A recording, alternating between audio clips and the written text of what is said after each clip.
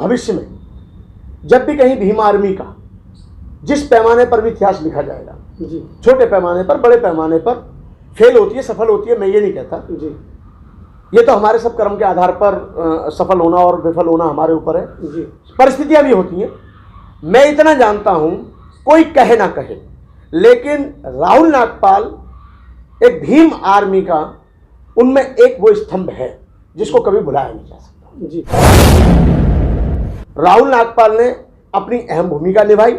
सही मायने में वो यदि वो काम नहीं करते, पार्टी में नहीं जाते या संगठनों में नहीं जाते और अपने काव्य पाठ पर ध्यान देते, तो मैं समझता हूं कि आज उनकी पुनः रिकवरी हो सकती थी। लेकिन उन्होंने रिकवरी कोई चिंता की नहीं कभी। बहुत सारे कार्यक्रम छोड़े, मेरे सामने की बात है, विदेशों से भी निमंत्रण उनको मिले, विदेश और देश के भी कोने कोने से उनको निमंत्रण आए, लेकिन उन्होंने कहा कि नहीं, एक संगठन बन रहा है, जिस संगठन को मजबूत करने में मैं जहां भूमिका अपनी निभा सकता हूं, मैं अपनी भूमिका निभाने को तैयार हूं। जिसके लिए मुझे बहुत सारे कार्यक्रम छोड़ने पड़े, संगठन छोड़ने पड़े, मैं छोड़ूंगा, लेकिन मैं चाहता हूं कि देश स्तर पर, राष्ट्रीय स्तर पर एक संगठन बन रहा है, उसको कैसे मजबूती मिले, उसके लिए वो अपनी अहम भूमिका निभा रहे थे।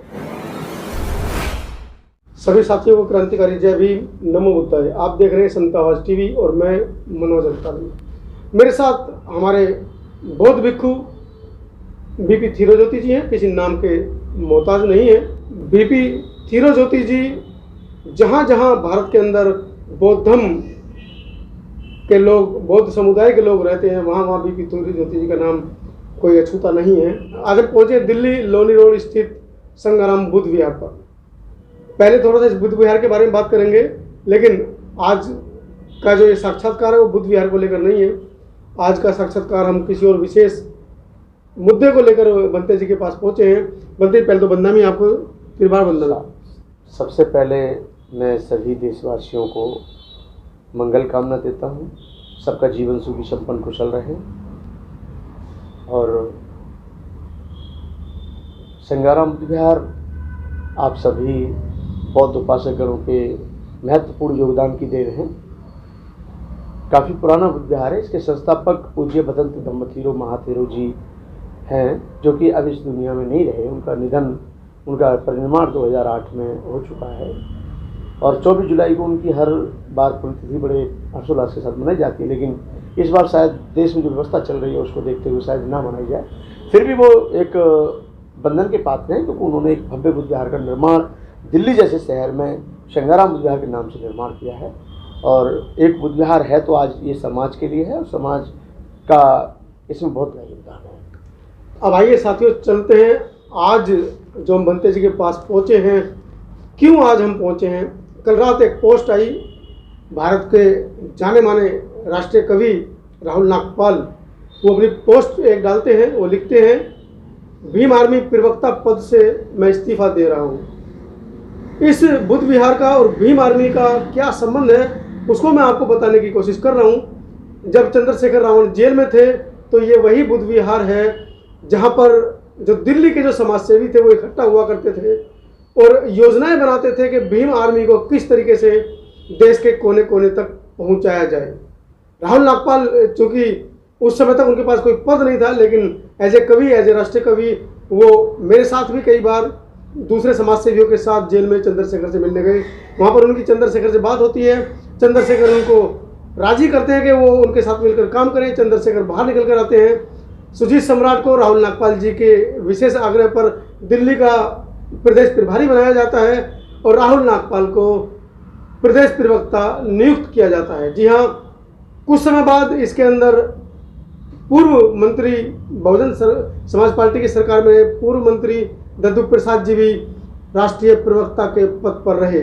लेकिन मुझे नहीं लगता कि प्रवक्ता जैसा महत्वपूर्ण पद मिलने के बावजूद उनके पास पावर थी, तो उन्होंने भीम आर्मी को छोड़ने में ही भलाई समझी।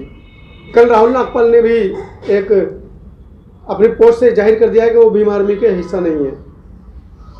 तो यहाँ पर बड़ी बात निकल कर ये आ रही है कि बंते जी जिस समय चंद्रशेखर रावण जेल में थे और यहाँ पर 100, 200, 300 आदमियों की मीटिंगें हुआ करती थी भीम आर्मी को लेकर। 21 मई का और बाद में जितने भी आंदोलन हुए दिल्ली के अंदर भीम आर्मी को लेकर, यहाँ से उनकी रूपरेखा तैयार हुई। यहाँ पर क्योंकि सादरे के अंदर भीम आर्मी के बहुत सारे लोग हैं, बहुजन समाज के बहुत सारे लोग हैं, यहाँ से तमाम समता सैनिक दल हो, भारतीय बौद्ध महासभा हो, या छोटे मोटे जितने भी दल हैं, उन सब के लोग यहाँ पर बहुत ऐसे हैं, या बहुजन समाज बहुत एक बड़ी स्थिति में, मजबूत स्थिति में है। तो कैसा रहा जब भीम आर्मी यहाँ से दिल्ली से शुरू हुई, और आज आपको कैसा लग रहा है कि राहुल नागपाल जैसे जो कद्दावर नेताओं में माने जाते हैं भीम आर्मी के, उन्होंने ये ऐलान किया कि वो भीम आर्मी में नहीं रहेंगे? सबसे बड़ी बात है कि ये सोचने का विषय है कि आज हमारे युवाओं को अपने संगठन छोड़ने पर मजबूर क्यों होना पड़ता है। जी, एक उत्साह होता है, मैं इस विचार के बारे में बता ही चुका हूँ। जब भीम आर्मी का कारवा आगे बढ़ रहा था तो राहुल नागपाल जी, जो हमारे समाज के एक सम्मानित कवि हैं, युवा कवि हैं, होनहार कवि हैं, और अपने समाज का नाम देश के अलावा विदेशों में भी उन्होंने रोशन किया है और कर रहे हैं। उनकी बड़ी अच्छी भूमिका रही, क्योंकि वो इस बुद्ध विहार के जॉइंट सेक्रेटरी भी हैं, जो हमारी संस्था है नेत्रीय बुद्ध कल्याण समिति, उसके वो जॉइंट सेक्रेटरी हैं। तो इसके नाते वो इस बुद्ध विहार से भी काफ़ी दिनों से जुड़े हुए हैं, और भी काफ़ी उपासक लोग हैं। तो जब चंद्रशेखर का कारवा चल रहा था तो यहाँ पर जो रणनीति वगैरह ये लोग बनाते थे और यहाँ आते थे, तो उनको मन में एक अच्छी जिज्ञासा थी कि हमारा समाज जो इस समय पीछे जा रहा है, मिशन से भटक रहा है, एक ऐसे समाज को दोबारा से संगठित करने की आवश्यकता है, जिसके लिए हमें सारी भूमिकाएं और सब कुछ करने के लिए हमें भीम आर्मी को मजबूत करना होगा। ऐसी इन लोगों की उस समय पर सोच होती थी, और आज भी है, और वर्तमान में भी थी, और समझता हूँ आगे भी रहेगी। लेकिन आखिर एक प्रवक्ता जैसे पद से या प्रभारी जैसे पद से जब हमारे लोग इस्तीफा देते हैं, तो कहीं ना कहीं सोचने पर लोग मजबूर हो जाते हैं कि आखिर लोग जुड़े क्यों, और जुड़ करके फिर लोग टूटे क्यों, कहाँ कमी पाई गई, किसकी तरफ से पाई गई, क्यों पाई गई, कहाँ हम अधूरे रहे, या कौन से हमारे काम में कमी रही, या दूसरे के काम में क्या कमी रही। ये सभी चिंता के विषय हैं।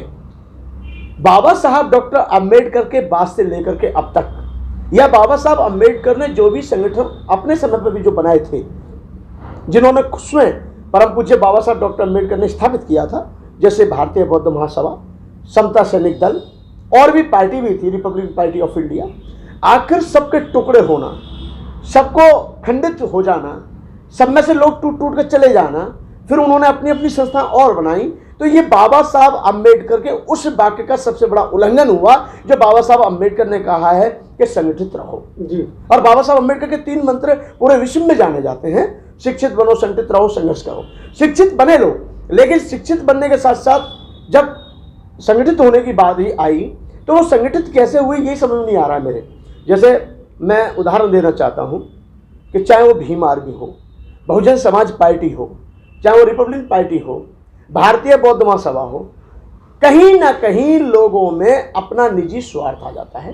वो पहले समाज को जगाने की बात करते हैं, समाज को उठाने की बात करते हैं, समाज को न्याय दिलाने की बात करते हैं, और फिर वो बाद में उसी सिस्टम में जाकर के मिल जाते हैं जिस सिस्टम के खिलाफ हम लोग लड़ाई लड़ते हैं। ये कहीं ना कहीं देखने को मिलता है बड़े पैमाने पर, क्योंकि हम ये देखते हैं कि जो लोग पहले झोपड़पट्टियों में रहते हैं, जिनके पास कुछ नहीं होता है, वो कहते हैं कि आप चिंता मत कीजिए, हम बाबा साहब अंबेडकर के मिशन को पूरा करेंगे, बाबा तेरा मिशन अधूरा, ये करेंगे पूरा, वो करेंगे पूरा। ये नारे तो हो सकते हैं, लेकिन वास्तविक नहीं है। वास्तविक होता तो आज मेरा समाज एक बहुत बड़ी संख्या में संगठित का रूप धारण कर लिया होता, लेकिन ऐसा नहीं हो पाया। बहुजन समाज पार्टी की भी स्थिति ज्यादा अच्छी नहीं है देश में। आखिर ऐसा क्यों? जो मान्यवर काशीराम जी के समय के जो लोग थे, वो सब टूट टूट के चले गए। हमें यह विचार करना होगा कि जो हमारे संगठन में लोग आते हैं, वो हमें छोड़कर क्यों जा रहे हैं। क्या कोई गलती हमारी है या फिर गलती उनकी है? अगर कुछ गलती हमारी तो हम भी सुधार कर सकते हैं, दूसरे के अंदर कुछ गलती पाई जाती है तो उसको बैठा कर समझाया जा सकता है। लेकिन यहाँ तो ये देखा जा रहा है कि कार्यकर्ता छोड़कर नहीं जा रहे, उनको निकलने पर या उनको निकाल कर भगाया जा रहा है।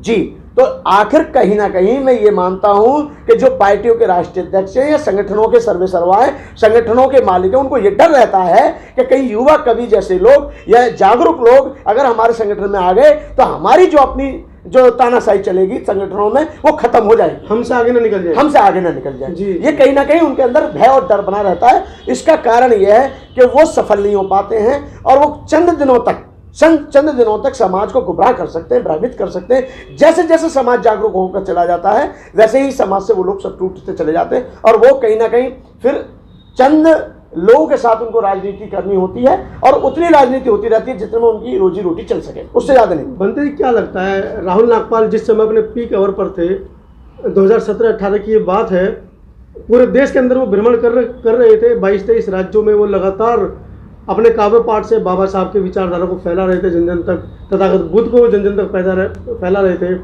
वो भारतीय बौद्ध महासभा में भी जुड़ते हैं, वो 2018 में समता सैनिक दल में भी जुड़ते हैं, फिर कहीं ना कहीं वो समाज सेवा के लिए भीम आर्मी में उतरते हैं।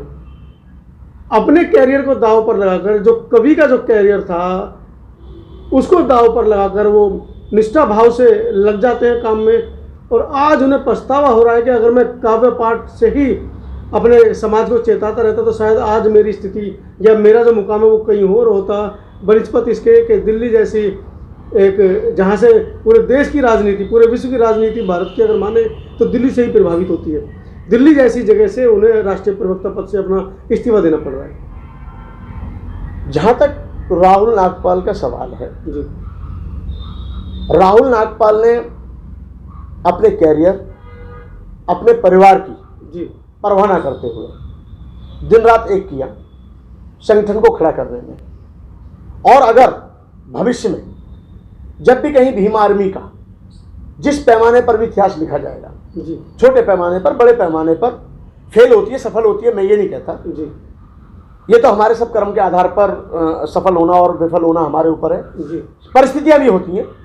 मैं इतना जानता हूं, कोई कहे ना कहे, लेकिन राहुल नागपाल एक भीम आर्मी का, उनमें एक वो स्तंभ है जिसको कभी भुलाया नहीं जा सकता। जी, राहुल नागपाल ने अपनी अहम भूमिका निभाई।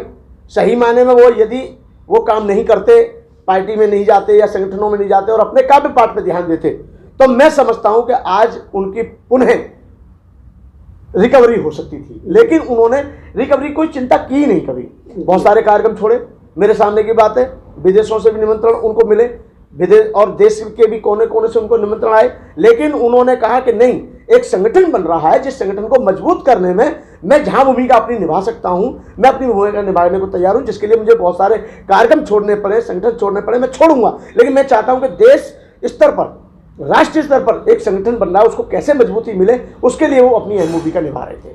बनते जी 2022 के चुनाव बहुत नज़दीक हैं और जमीनी स्तर पर मुझे नहीं लगता कि किसी भी बहुजन पार्टी ने अपना जो लेखा जोखा है या अपना जो वर्चस्व है वो समाज तक, जनता तक, डोर टू डोर अपना काम किया है। ऐसे में क्या आपका वक्तव्य रहेगा, क्योंकि आप के मैंने वक्तव्य बहुत सारे सुने हैं जिसमें आप कहते हैं कि जब तक बहुजनों की सत्ता नहीं आएगी, बहुजनों के अधिकार उनको नहीं मिलेंगे, क्योंकि सत्ता में हम रहेंगे, ऐसा आपका स्वयं का कहना है बहुत सी वीडियो में, कि जब तक सत्ता में हम नहीं रहेंगे अपने संविधान को भी नहीं बचा पाएंगे। तो 2022 के मद्देनजर आप क्या युवाओं से कहना चाहेंगे? देखिए साहब, हमने वर्तमान में जो सत्ता दी हुई है, हम सत्ता दे देते हैं किसी को भी, फिर वो हमारे ऊपर शोषण करते हैं, अत्याचार करते हैं, दुराचार करते हैं, हमारी बहू बेटियों के साथ में व्यभिचार करते हैं, हमारे परिवारों को जलाया जाता है, हमारे साथ अन्याय किया जाता है, हमको प्रताड़ित किया जाता है, हमको जलील किया जाता है। आए दिन हमको संवैधानिक, जो संविधान में जो हमें अधिकार मिले हैं उनको भी कहीं ना कहीं दबाया जाता है, वो अधिकार भी हमको दिए नहीं जाते हैं, और फिर हम उनसे न्याय की मांग करते हैं। तो न्याय की मांग किन से कर रहे हैं? जिनको हमने सत्ता दी है, लेकिन वो ये मानने को तैयार नहीं कि सत्ता आपने दी है। वो ये कहते हैं कि हमें सत्ता तुम देने वाले कौन होते हो?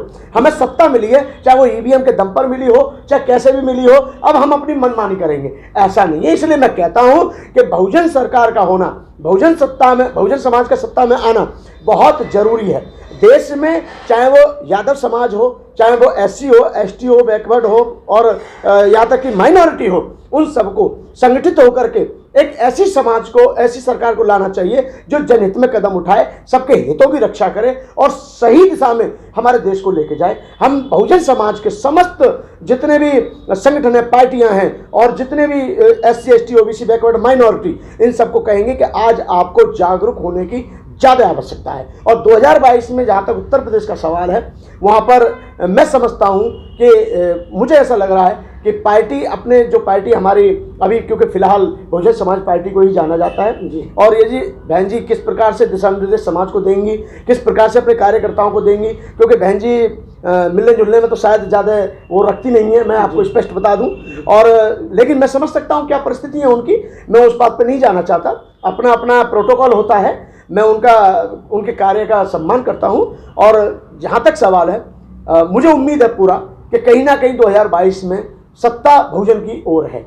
उसमें बहुजन में चाहे अखिलेश यादव भी हो सकते हैं, चाहे बहन कुमारी मायावती जी भी हो सकती हैं, या तीसरा विकल्प तो खैर नहीं कहेंगे, पर मैं ये कहना चाहूँगा कुल मिलाकर के कि सत्ता बहुजन की हो, और बहुजन की सत्ता होगी तो हमारे सम्मान की भी लड़ाई कोई ना कोई लड़ने वाला सदन में पहुँचेगा। बहुत बहुत धन्यवाद। आप सुन रहे थे हमारे बड़े ही पूज्य बीपी थीरो ज्योति जी के विचार, किस तरीके से उन्होंने देश की आवाम को बहुजन सत्ता की तरफ अग्रसर होने के लिए प्रेरित किया है। और साथ ही साथ एक बड़ा मुद्दा, जैसा कि मैंने पहले ही बताया था कि राहुल नागपाल भीम आर्मी से इस्तीफा दे रहे हैं। कहीं ना कहीं उनको एक डर था कि इससे पहले मुझे भीम आर्मी से निष्कासित किया जाए, क्यों ना मैं ही भीम आर्मी को छोड़ दूं।